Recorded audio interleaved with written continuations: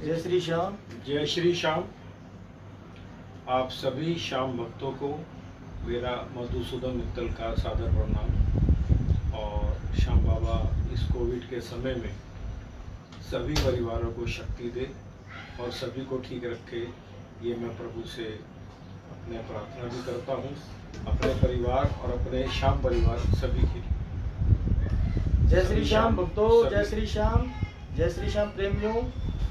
आप सभी का जो इंतज़ार था, जो उत्सुकता थी और मेरी भी उत्सुकता थी, मुझे भी बहुत ये जल्दी थी, मैं जल्दी से जल्दी मैं आपको उनसे मिलवाऊं जिन्होंने श्री श्याम बहादुर जी द्वारा मोर छड़ी से ताले को खोलते हुए अपनी आँखों से देखा उस चमत्कार को सभी नमन करते हैं, सभी ने सुना। आज मैं उनसे मिलवाऊंगा।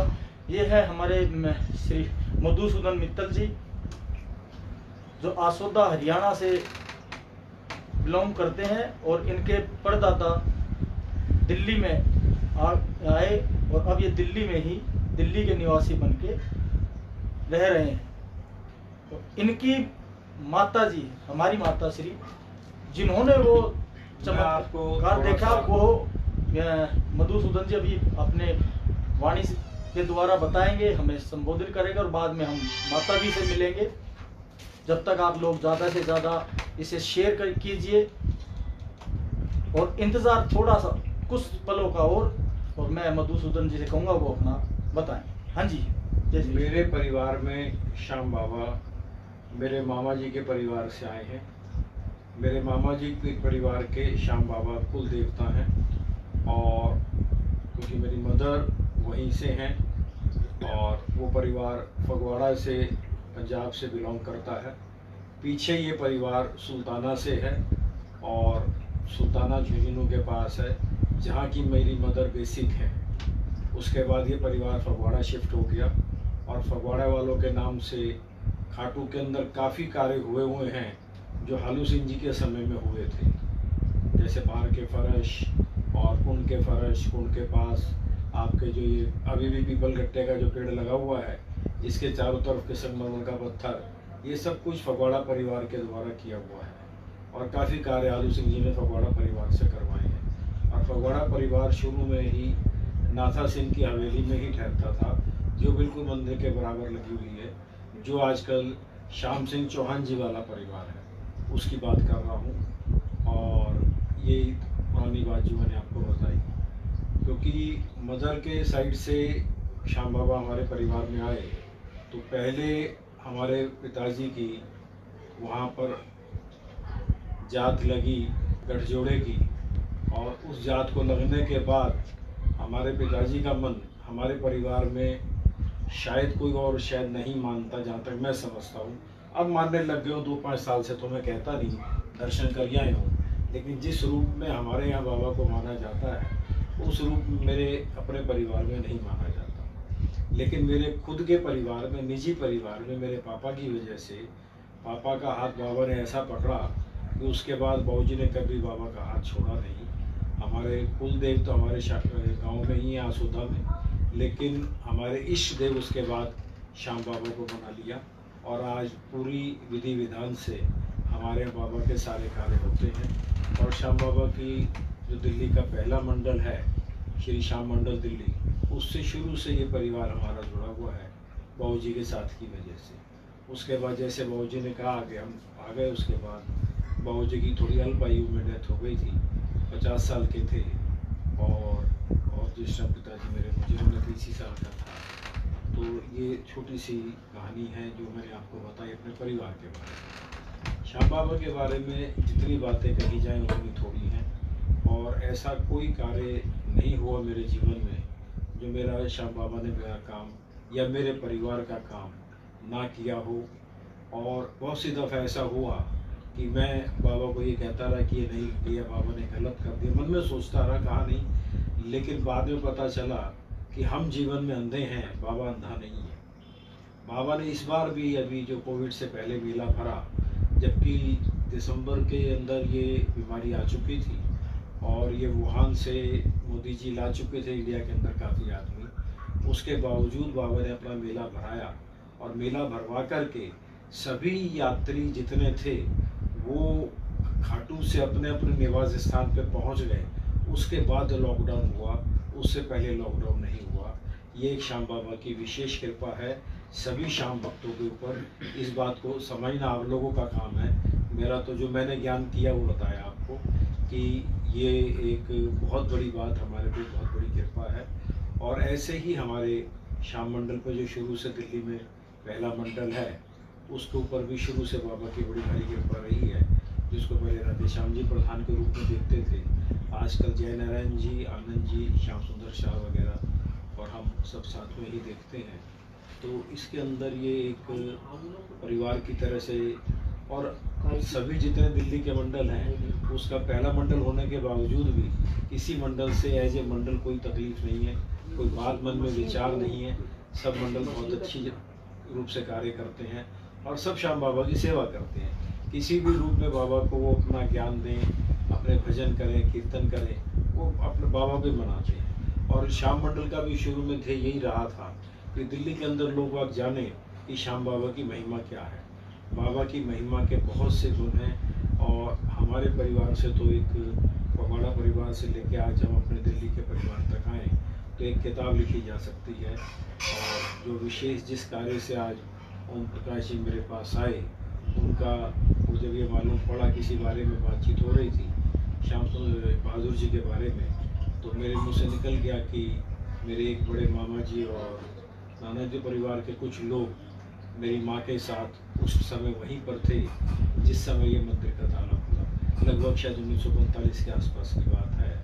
तो वो कैसे ताला खुला ये बात मैं अपने मुंह से ना कह कर के कोशिश करूँगा। मेरी माता जी पिछले पौने 4 साल से बेड पे हैं कंप्लीट। मैं प्रयास करूँगा कि वो अपने मुंह से कहेंगे तो वो आप लोगों को ज़्यादा अच्छा लगेगा। मालूम तो मुझे भी है कि ये कैसे हुआ है, लेकिन वो बताएंगे तो आप लोगों को बहुत अच्छा लगेगा।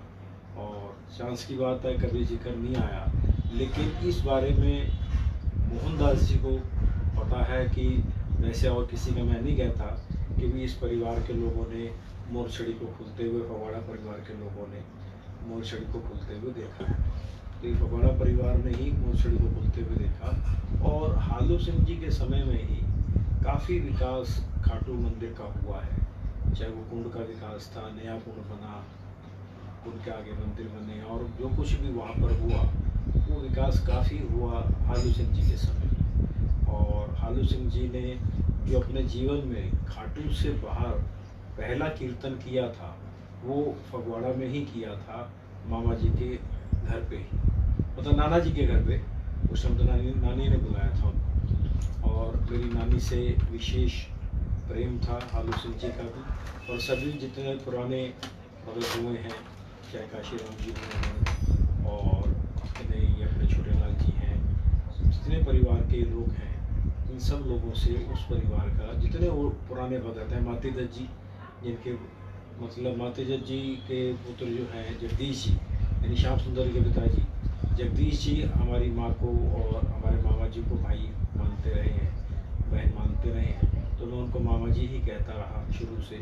तो श्याम जी जो थे वो मेरे भाई की तरह थे, बड़े पालम वाले जो हैं। तो इस तरह से जो पुराने भक्त हैं उन लोगों में इन लोगों का नाम सभी लोगों का है।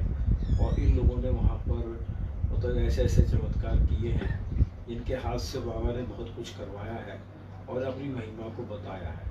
और उसमें उस टाइम ये बात कही गई थी कि जैसे जैसे कलयुग का जोर बढ़ेगा वैसे वैसे बाबा की महिमा बढ़ेगी। और जोर अब बढ़ता जा रहा है, ये आप लोग भी देख रहे हो। और बाबा की महिमा की भी पोजीशन है कि मेले के ऊपर बहुत से लोग बिना दर्शन के पिछले साल चले गए, जिसका हमें काफ़ी दुख है। और ये बाबा की महिमा की ही सारी है। और सबसे बड़ी बात ये है कि ये आपने मधुसूदन नाम तो जरूर सुना। जिस समय मेरा जन्म हुआ मेरा फगवाड़ा में हुआ और मेरा मतलब बर्थ के समय वजन जो है वो केवल 1.25 पाउंड का था और उसमें भी जॉन्डिस हो गया था। बचने की उम्मीद नहीं थी। दिल्ली से मेरी दादी फगवाड़ा गई, उसने दिल्ली आके लड्डू नहीं बांटे।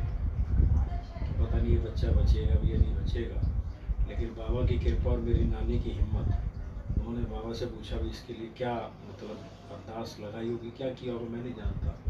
तो प्रभु ने कहा कि इसका नाम मेरे नाम पे रख दोगे तो ये बचेगा। और उस समय मुझे नाम ये फगवाड़ा में मधुसूदन नाम मिला मुझे। तो श्याम बाबा के प्रति पहला चमत्कार तो मेरे जीवन का यही है।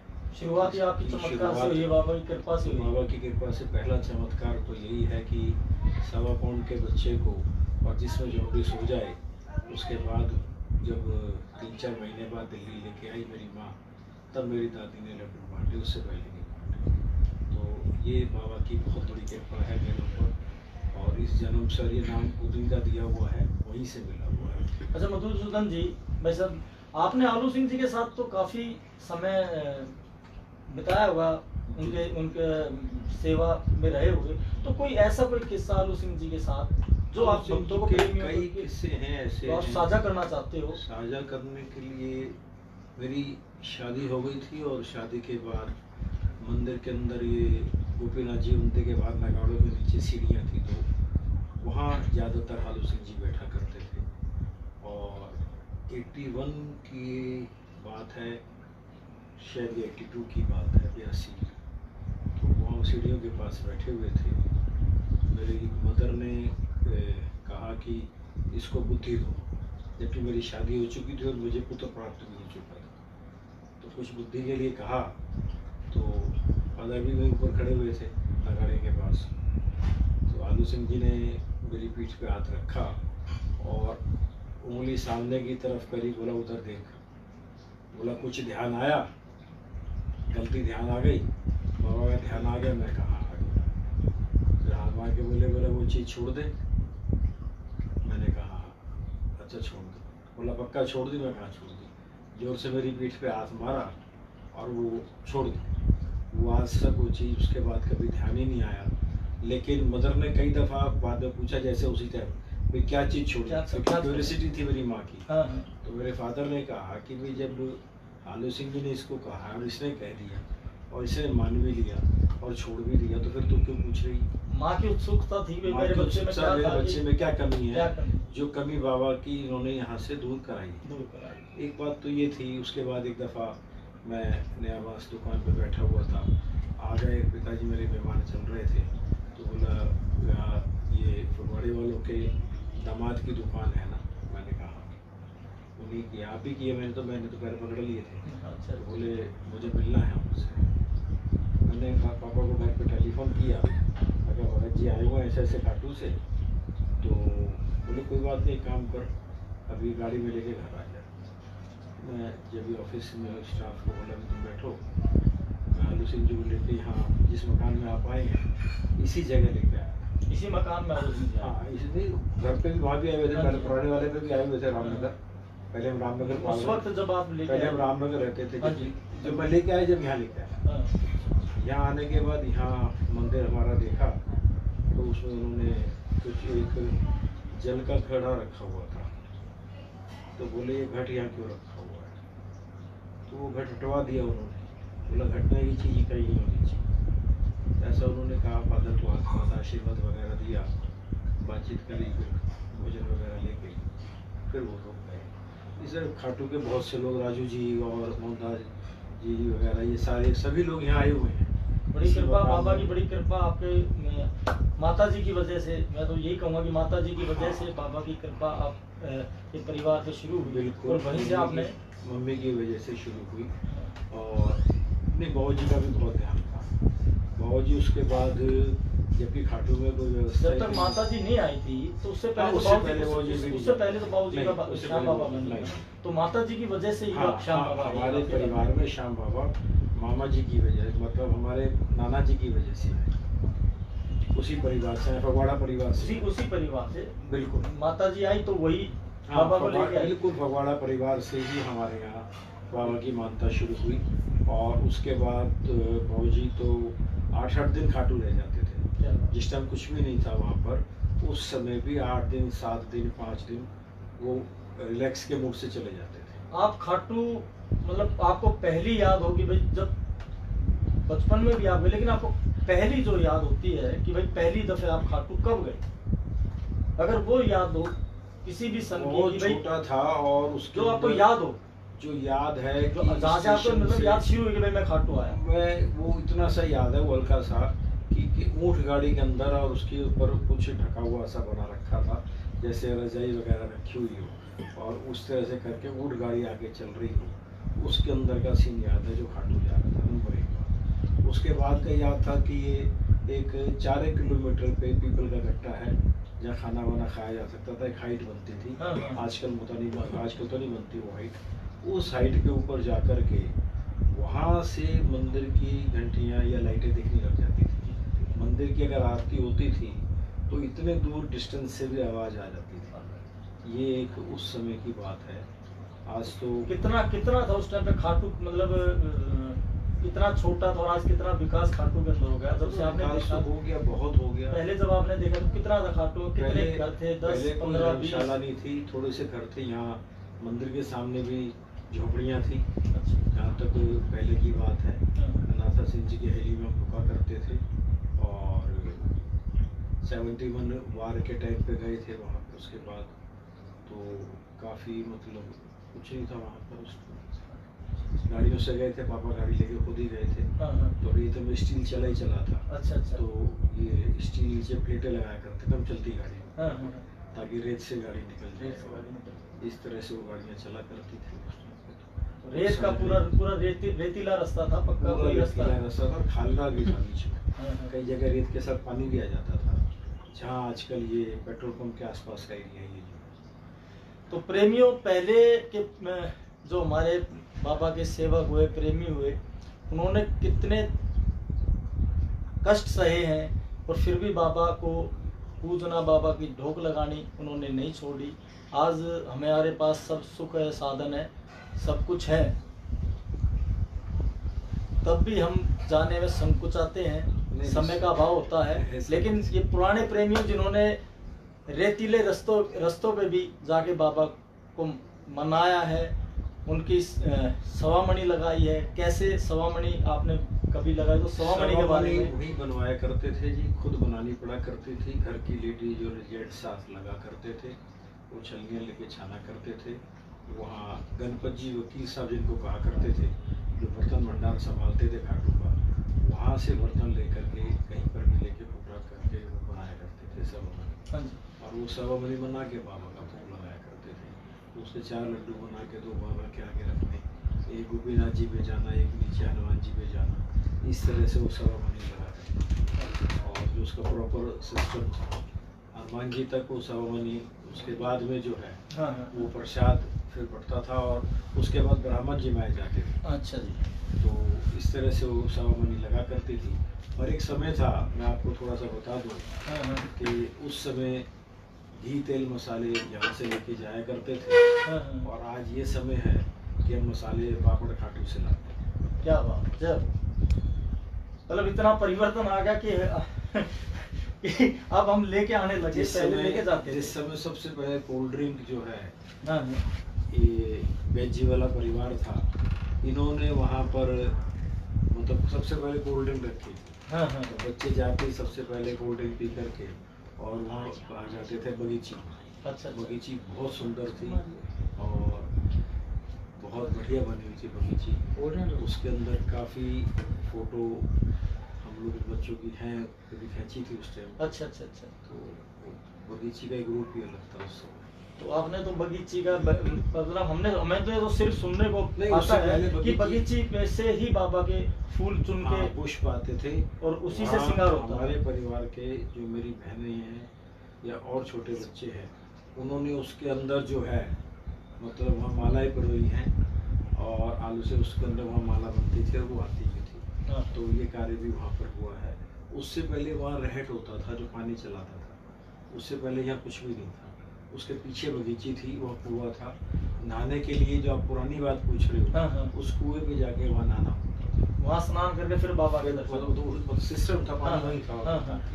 तो श्याम कुंड कैसा था? जो कुंड पहले सिर्फ यही वाला था जो आगे वाला था। इसमें जो अब महिलाओं के लिए कुंड बना, जो महिला कुंड कर दिए, पहले एक ही कुंड था। एक ही कुंड था। चलो, तो अभी हमारे दर्शक शायद इंतजार कर रहे होंगे, माता जी के मुख से कुछ 2 बातें हम सुन ले। वो 2 शब्द हमें अगर बताएं उस समय की, तो हम माता जी की तरफ चलते हैं। मैं भी उनके दर्शन करूंगा, उनका आशीर्वाद लूंगा। तो चलें। एक मिनट आप चलिए।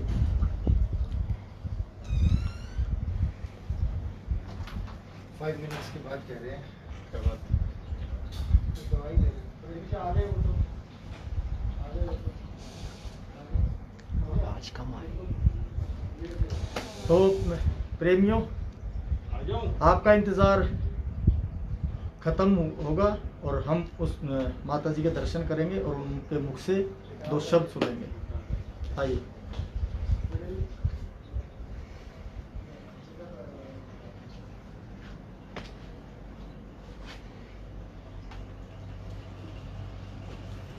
देखो दर्शन करो।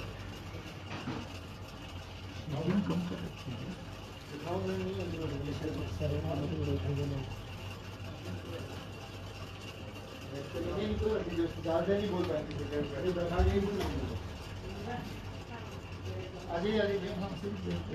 दो शब्द बोल दें। 2 शब्द बोलने में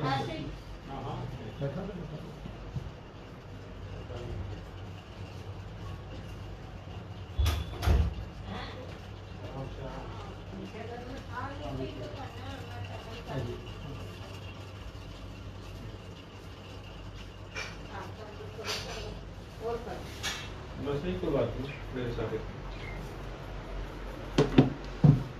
रहे हैं? माता जी जय श्री श्याम। जय श्री श्याम। पहले तो आपके चरणों में नमन है। एक सवाल है माँ, हाँ, सिर्फ आपको इतना, जब वो श्याम बहादुर जी ने वहाँ पर भजन तो मोर छड़ी से श्याम बहादुर जी ने मंदिर का ताला खोला था। कैसे खोला था? मंदिर में कीर्तन चल रहा था और भगत जी आए, हाथ में उनके मोर छड़ी थी। उन्होंने जो है अंदर गए, ताले पे 3 बारी मारा, ऐसे ऐसे करके जोर जोर से 3 बारी मारा। तीसरी बारी में जो है ताले के जो है ना खुल करके नीचे गिर दोनों गए। अलग अलग हो गए। अलग खुल के अलग हो गया था। दोनों ताले तो ऐसे श्याम बहादुर जी ने जिस समय ताला, आप वहाँ मौजूद थे, हाँ जी, आपने ये चमत्कार अपनी आंखों से देखा। अपनी इतनी दूर से देखा जितनी दूर ये भैया खड़े हैं। मयूर खड़ा है। थोड़ी ही दूरी से माता जी ने वो चमत्कार अपनी आंखों से देखा। इनके भाई भी थे, परिवार थे। और कौन कौन आपके परिवार से थे? मेरे भाई थे और जो मुझे जो है याद नहीं है। बड़े मामा जी तो थे। आपके बड़े भाई आपके साथ थे। हाँ, तो धन्यवाद माता जी, आपने आज उस बात को एक साक्षात आप गवाह उसकी, और आपने ये चीज़ बताई आज शाम जगत को, एक जिनको थोड़ा बहुत अगर किसी को सुना था, आज नहीं, मैंने तो आँखों से देखा। आपने आंखों से देखा, उसके लिए आपने 2 शब्द कहे। मेरा नमन है आपको, आपके चरणों में धन्यवाद। जय बहुत श्री बहुत श्याम। जय श्री श्याम। जय श्री श्याम। अरे उसको इंदिरा, आशीष, आ रही।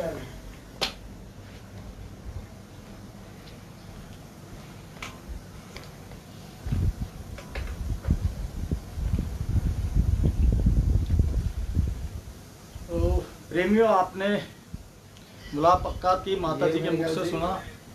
मेरी अभी तक कोई किसी ने आंखों देखी नहीं देखा ये। माता जी को आपने साक्षात मेरी सुना, दादी जी ने आंखों देखा है। और जिन्होंने नहीं सुना, जो प्रेमी किसी कारण से नहीं देख पा रहे, तो बाद में जरूर सुने। मेरा फोन और उनके माता जी के दर्शन हमने करवाए। उनका मैं अपने आप को सौभाग्यशाली कहता हूँ। मैंने उनका आशीर्वाद मिला, मुझे उनका प्यार मिला। और आप सब अभी कुछ बातें हम और करेंगे मधुसूदन मित्तल जी से। इनका और थोड़ा आशीर्वाद अभी आगे हम जानकारियाँ लेंगे थोड़ी सी, कि आप हमारे श्याम प्रेमियों को और कोई बाबा की कृपा का, जो आपके साथ बाबा ने कोई चमत्कार, कोई कृपा की हो, कभी आप किसी संकट में फंस गए और बाबा ने निकाला हो, ऐसी ऐसी कोई एक घटना को शेयर आप कीजिए। मैं माल बनवा करके मेरे 6 ट्रक माल जयपुर मिल में फिल हो गए। अच्छा जी। और अगर मुझे बहुत ज़्यादा नुकसान होता अगर मैं उस माल को दिल्ली वापस लाता, मेरी फैक्ट्री से माल गया हुआ था और जोठवाड़ा के अंदर वो घी मिल था जिसके अंदर मेरा माल जा रहा था। अच्छा जी। तो मैं वहाँ गया और जाने के बाद वहाँ जो मुनीम थे वो मतलब वो कह रहे थे ये गलत है, ये माल है। कुछ और पिछले पैसे भी मैंने उनसे लेने थे, लेकिन मेन बात तो उन ट्रक्स की थी जो माल फेल कर दिया था उन्होंने, जिसके लिए मैं गया था। पेमेंट तो आती जाती रहती है, कोई ऐसी बात नहीं। तो मेरे पास कपड़े भी नहीं थे और खाली मैं दिल्ली से गया ही था। तो वहाँ सोमनाथ करके मुनीम थे, उनके मुंह से निकला कि आज तो खाटू में बाबा की सवारी वो निकल रही होगी, रथ यात्रा जो बाबा की सवारी निकलती है वहाँ पर श्याम बाबा जो है 81 को फागुन के मेले में, और वो मुझे नहीं पता था फागुन के मेले की 81 है। मैं वहाँ से मैंने उनसे कहा कि मुझे एक 500 रुपये और दे दो, क्योंकि ज़रूरी नहीं हर आदमी रुपये लेके जाता है। मैंने एक नोट उनसे बनवा के 500 रुपये ले लिए। मैंने कहा ठीक है, आपके सेठ जी से मैं कल सवेरे मिलूँगा। उसे मिलने के लिए मैंने मना कर दिया। हाँ जी।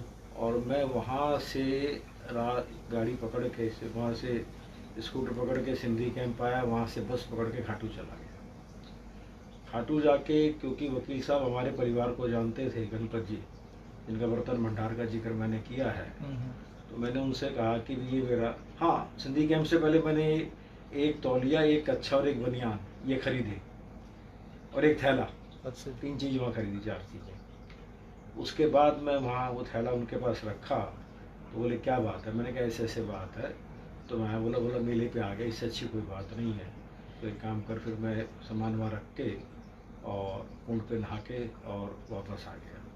नहाने के बाद मुझे ये पता नहीं था कि जो घर में देखता था कि चूरमा जो है वो कनस्तर में जाता था, ढक्कन वाला कनस्तर में। तो मैंने उनसे वो एक कनस्तर चूरमा मंगवाया और बाबा के भोग लगा करके उनके पास आ गया। बोले क्या बात? बोले क्या ऐसे ऐसे कुछ दिक्कत है? बोला कोई दिक्कत नहीं होगी। दर्शन करके मैं आ गया। आने के बाद चांसली मुझे एक बस वाला बोला, वो जयपुर की तरफ ही जा रहा था, वरना मुझे साधन में तकलीफ होती। हाँ। मैं बाहर आया, ये भी दूर था, मित्र मंडल से थोड़ा सा आगे, हाँ जी। पंचायती के आसपास से बस मिल गई। हाँ जी। उस बस वाले ने कहा जयपुर हवाई लगाई, मैं भी बैठ गया। जयपुर मैंने कहा मुझे जोठवाड़ा मोड़ पे उतार, तो उसने वहीं उतार दिया। उस टाइम यहाँ भी कोई बसावट नहीं थी जोठवाड़ा के आसपास। हाँ जी। वहाँ से 3 व्हीलर करके वहाँ पहुँच गया 8 बजे के आसपास, पौने के 8 बजे हो गए। उनके मुनीम नहा धो करके गद्दी पे आ गए थे। थोड़ा थोड़ा चूरमा उनको सबको दिया। बोले आप कहाँ चले गए थे? रात को आपका फ़ोन आया था। हाँ जी। मैं कहा मैं अभी बाबू जी से बात कर लेता हूँ, कोई बात नहीं, आप ये प्रसाद, बोले बाबा का प्रसाद यहाँ बैठ के मिल गया द्वादशी को, और क्या चाहिए? उन्होंने जो शब्द कहे, इतने में वो दामोदर सेठ थे घी मिल के मालिक, वो आ गए और मैंने पहले उनके यहाँ प्रसाद भिजवाया अंदर। बाबा के भोग का चमत्कार बता रहा हूँ, बहुत पुराना। तो उनके यहाँ प्रसाद भिजवाया। उन्होंने कहा भाई ये फिर और मुनीम को बुलवाया जो अंदर मिल देखता था। बोला इनकी क्या परेशानी है? बालक परेशान क्यों, बच्चा परेशान क्यों हो रहा है? उम्र बड़े थे। हाँ जी। हाँ जी। बोले इसको क्या परेशानी है? बोले कुछ नहीं, इनका माल आया था, उसकी वो ऊपर से हमारी वो सेटिंग नहीं बैठ रही मशीन की, वो कट जाती है। तो बोला अगर हम उसका, बोला भी क्या उपाय है? बोला उसका उपाय ये है कि इनको 30 पैसे पर पीस उसकी हमारी उसकी लगेगी टाका लगाने का। अगर हम 30 पैसे पर पीस इनका ये कम करने को तैयार हों तो हमारे यहाँ चल जाएगा। वो माल 30 पैसे पर पीस में, तो वो क्वांटिटी मेरे ख्याल 10,000 से ऊपर थी। हाँ वो 10,007 थी। तो मैंने कहा, बोले वो चल जाएगा 30 पैसे की। मैंने कहा ठीक है जी कोई बात नहीं, आप 30 पैसे इनकम करके। उन्होंने बड़ा जो नुकसान था वो नुकसान बहुत छोटा सा रह गया, नुकसान ना के बराबर रह गया। तो वो जो है जब भी जो है उसने बाहर को उसको कहा मुनीम को, बोले जी इनका ड्राफ्ट वगैरह बनवा दो। वो ड्राफ्ट वगैरह साइन वाइन सब हो गए। वो 9-10 बजे बैंक खुलेगा, उससे पहले तो कुछ होना नहीं था। हाँ जी। तो इतने में फिर उन्होंने कहा अपने पापा से बात कर दो। अपने पापा का फ़ोन आ गया। बाबूजी ने कहा तेरे को रुकना ही था, रुका ही था। तो बाबा का मेला था, खाटू गया था। हाँ जी। दिल्ली से मेरे पिताजी ने कहा खाटू गया था, ठीक है। मैं कहा बाबूजी मैं खाटू हूँ। क्या बात। बोले अब यहाँ क्या रहा? मैं कहा यहाँ ऐसे ऐसे रहा, तो मैं जल्दी आ जाऊँगा, पिंक सिटी की बात नहीं है। तो मैंने 2 बजे वो हरियाणा रोडवेज की बड़ी बढ़िया गाड़ियाँ चला करती थी उन दिनों, स्पेशल बसेस थी। उससे शाम तक 5 बजे तक दिल्ली, 5-6-7 बजे तक दिल्ली आ गया था। तो ये तो बाबा के चमत्कार हो गए। आपके जीवन में काफ़ी चमत्कार हुए हैं। अब मैं आपसे बात करूंगा जो आज कीर्तनों का जो दौर है, पहले जो कीर्तन होते थे वो किस तरह के होते थे, उसमें उनमें जोत कैसे जोत ली जाती थी, कैसे जोत की शुद्धता हम रखते थे और कैसे दरबार की मर्यादा रखते थे? दरबार की मर्यादा एक थी, तो श्रृंगार जब होता था जब दूसरा आदमी को बीच में नहीं आता था। पहला काम तो यही होता था बाबा के श्रृंगार का। हाँ जी। आज श्रृंगार सब स्टाफ को हो गया है, जनरल बात है। हाँ जी। उस समय खुद जो भगत थे वो हाथ से सजाते थे और एक एक कंठा अपने हाथ से पहनाते थे। जोत लेने के लिए भी उपले की पूरी तैयारी की जाती थी और जोत को कभी आज तक कपूर से नहीं लिया गया, जो आजकल ले लेते हैं। ठीक है। बाबा नाराज हो रहे हैं, कान पकड़ रहे हैं या वो भी उनको आने के लिए समय लग सकता है। एक बार बताओ, इतनी जगह कहीं ना कहीं सब जगह जाना है। बिल्कुल बिल्कुल बिल्कुल। तो सब समय लग सकता है। हाँ जी। और थोड़ा सा उपले की भी मर्यादा होनी चाहिए, रखने की भी मर्यादा होनी चाहिए। इस तरह कुछ बातें हैं जो उसके अंदर हैं। अगर वो उनसे किया जाए, उपला गाय का के गोबर से बना हुआ इस्तेमाल करना चाहिए या भैंस के गोबर से? गोबर का मिल जाए तो बहुत अच्छा है, क्योंकि मैंने तो शुरू में यहाँ पर नाना जी के यहाँ भी पंजाब में उपले की जगह कोयले पे, लकड़ी के कोयले पे देखा है। अच्छा अच्छा अच्छा।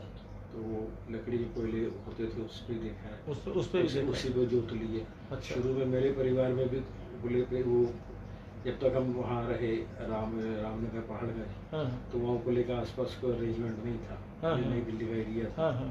तो वहाँ जो है कोयले पे ही लकड़ी के मंगाते थे, उस पर लेते थे। जब हमने यहाँ शिफ्ट किया पश्चिम बिहार, तो उसके बाद यहाँ आसपास उपले मिलने लग गए। तो जब उपले मिलने लग गए तो जो बोले उपले से ले लो, उपले से तो फिर उपले से शुरू। आप जो हमारी जो टीम ये पुरानी प्रेमियों को सामने लाने का जो काम कर रही है, तो आप हमारी टीम के लिए कुछ 2 शब्द जो आपको अच्छे लगे अच्छा हो। प्रयास है, लोगों को पता चलेगा पहले क्या महिमा थी बाबा की, और बाबा की महिमा के बारे में बहुत अच्छा आपका प्रयास है। और मंदिर के लिए भी बहुत अच्छे कार्य हो रहे हैं। लोग मंदिर का भी, आपकी टीम में से कुछ लोग हैं जो काम कर रहे हैं। तो ये मंदिर के विकास के लिए, मंदिर को बड़ा करने के लिए, आज ही मेरे पास एक मैसेज था अखबार में कि 8 लाइन की लाइनें शुरू करने का बहुत जल्दी प्रोग्राम है, ताकि जल्दी से जल्दी यात्री निकल सके। बहुत देर लोगों को खड़ा होना पड़ता है। कुछ व्यवस्थाएं हैं जो लोग वहाँ के संभालेंगे, कुछ कार्यकर्ता संभालेंगे, और कुछ बाकी तो मंदिर वालों का सहयोग होगा, उसी से काम होगा। चलिए, तो आप अब जो इस लॉकडाउन के बाद कीर्तनों में हम क्या ध्यान रखा जाए और किस तरह के कीर्तन हम आगे शुरू करें?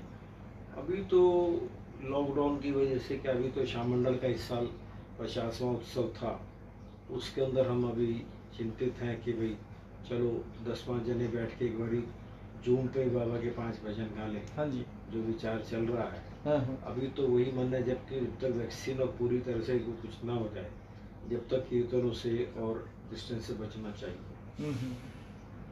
उसके बाद कीर्तन की महिमा को भी समझना चाहिए, खाटू के मामले में भी समझना चाहिए। और थोड़ा सा ये जो एक भावना बन गई थी, 2 बातें अभी पैदा हुई हैं नई। हाँ। अभी मेरी खाटू बात हुई कुछ टाइम पहले। हाँ जी।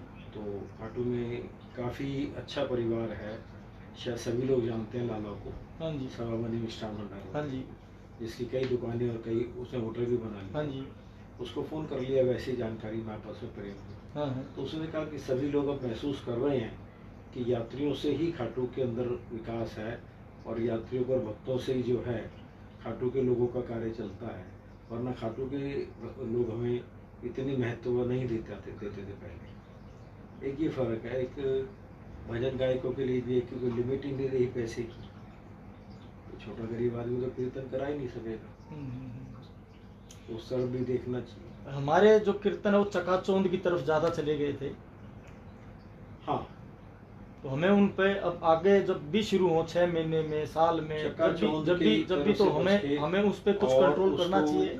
बाबा के श्रृंगार पे ज़्यादा जोर देना चाहिए, क्योंकि प्रभु जितने खूबसूरत होंगे उतनी मज़ा ज़्यादा आएगा। और जोत मर्यादित जोत लें, और मर्यादित जोत लेने के बाद में अपने चाहे ढोलक पे या हाथ से ताली से कीर्तन करें, लेकिन उसको उसी महिमा से करें तो बहुत अच्छा रहेगा। अब मैं अपना खुद का बाबा की कृपा से, आप जैसे प्रेमियों के आशीर्वाद से काफ़ी कीर्तनों में जाता हूँ, तो वहाँ मैंने कीर्तनों में देखा कि जोत के ऊपर बैठ के कोई पानी पीता है, ठीक है, कोई मुंह में गुटखा लेके जोत पे बैठ जाता है, क्या वो सही है? नहीं, ये जोत की मर्यादा है। एक तो जोत को खाली नहीं छोड़ा जाता, हाँ जी, कोई ना कोई जरूर होना चाहिए, नंबर 1। दूसरा, जोत के ऊपर कोई चीज़ खानी नहीं चाहिए। ठीक है, मुंह तो में गुटखा बस वगैरह, यही मेरे को आपसे गुटखा या जानकारी, पान हाँ, या कोई चीज़ उस टाइम मुंह में नहीं होनी चाहिए। हाँ, अगर आपने कोई चीज़ शुद्धता का उस समय जोत अगर में खानी है, आप जोत पे किसी और को बिठा के खा लेके बाहर खा के फिर दोबारा पानी पी के फिर आके हाथ धो के बैठ, हाँ, तो लेकिन वहाँ पर एक मैं देखता हूँ कि जोत के और बाबा के बीच में जो मैंने सुना है, दूसरा जोत कि को बीच बार बार में छेड़ना नहीं चाहिए। ठीक है, लोग बाग बीच में कभी उसमें चम्मच मारेंगे, कभी जोत में कुछ करेंगे। आप मतलब वो जो जितनी हिटिंग कर रहे हो, एक हिटिंग ही हाँ जी, करना हाँ जी, होगा ना, हाँ, अगर हाँ, किसी चीज को बिल्कुल छेड़ रहे बिल्कुल हो, बिल्कुल बिल्कुल तो वो बिल्कुल, जो हिटिंग कर रहे हो हाँ जी, वो बाबा की जोत को कर रहे हो, बाबा को कर रहे बाबा हो, तो वो हिटिंग नहीं है।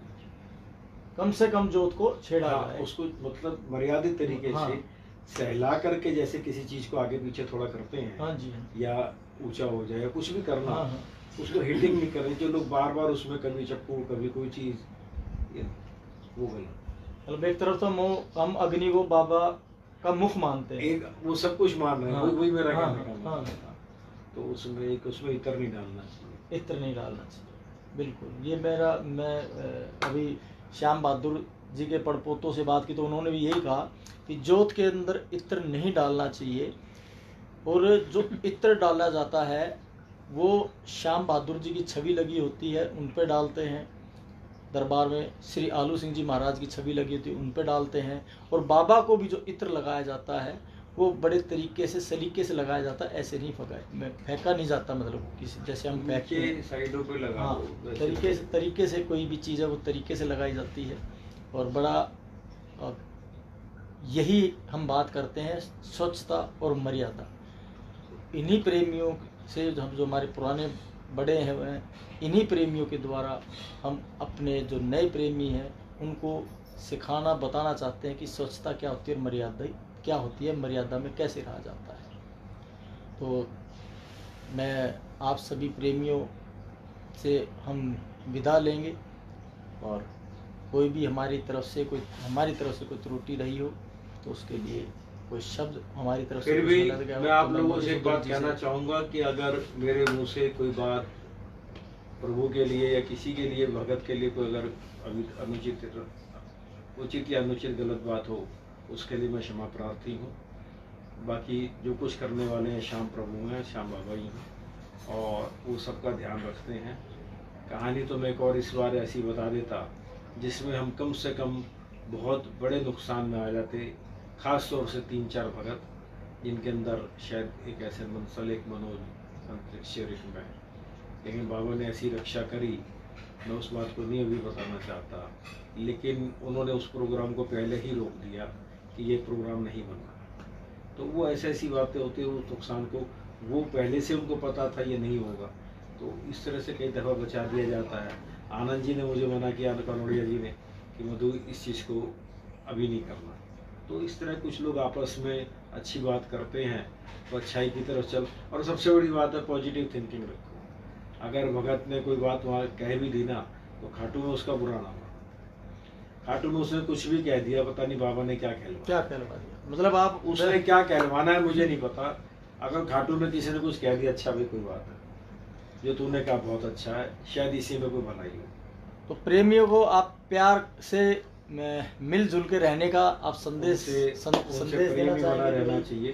प्रेमी का और प्रेमी को वहाँ- कैसा होना चाहिए? वहाँ नहीं, वहाँ जितने मिलते हैं सब प्रेमी मिलते हैं, बड़े पुराने मिलते हैं, मजा आ जाता है। तो हमारे मधुसूदन जी कह रहे हैं कि भाई प्रेमी को प्रेमी की बात का बुरा नहीं मानना चाहिए और आपस में प्यार से मिलजुल के रहना चाहिए। कभी भी एक दूसरे के प्रति ईर्ष्या नहीं रखनी चाहिए। कोई गलती होती है, परिवार है, मिल बैठ के उसको ख़त्म करना चाहिए। हम सभी श्याम प्रेमी हैं, हम सबका बाप श्याम बाबा है, हम उसके नीचे, हम उसके बच्चे हैं। हम सभी बच्चों को मिलजुल के प्यार प्रेम से रहना चाहिए।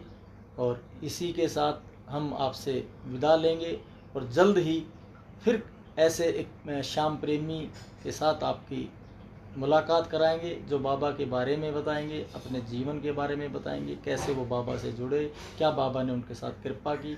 बताने के लिए मधुसूदन मित्तल जी के पास बहुत कुछ है, लेकिन उसके लिए बहुत ज़्यादा टाइम चाहिए। फिर कभी आगे और फिर दोबारा फिर कभी मिलेंगे। आप हमारे साथ बने रहिए। आप हमारे इस पेज को लाइक और शेयर कीजिए और इस पेज के साथ हम आपको समय समय पर पुराने प्रेमियों से और पुरानी बातें साझा करेंगे, बाबा की, भक्तों की। आप सभी को देखने वाले जितने भी मेरे भाई बहन बंधु जो भी श्याम प्रेमी है हमें देख रहा है, उनको हमारी जय श्री श्याम, जय श्री श्याम। बोल खाटू नरेश की जय, बोले श्री श्याम बहादुर जी महाराज की, बोले आलू सिंह जी महाराज की जय।